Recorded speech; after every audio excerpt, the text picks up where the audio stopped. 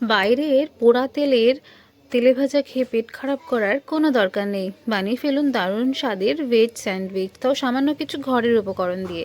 নিয়ে নিয়েছিলাম একটা গাজর, দুটো আলু, একটু ফুলকপি। মন পছন্দ মতো সবজি নিয়ে করতে পারেন। দুটো সিটি মেরে নিয়েছিলাম প্রেশার কুকারে, তারপরে ভালো করে চটকে নিয়েছি।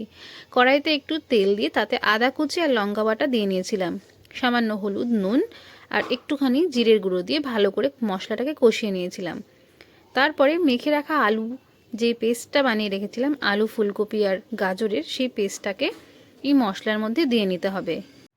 সামান্য একটু বাদাম ভেজে দিয়ে নিয়েছিলাম আর ধনেপাতা কুচি, ওটা আমি স্কিপ করে গেছি। মশলাটাকে পাউরুটির মাঝখানে ভরে ফিলিং করে যেরকম স্যান্ডউইচ বানাই সেরকম বানিয়ে নিতে হবে। এদিকে একটু বেসনের ব্যাটার গুলিয়ে নিয়েছিলাম একটা অন্য বাটিতে।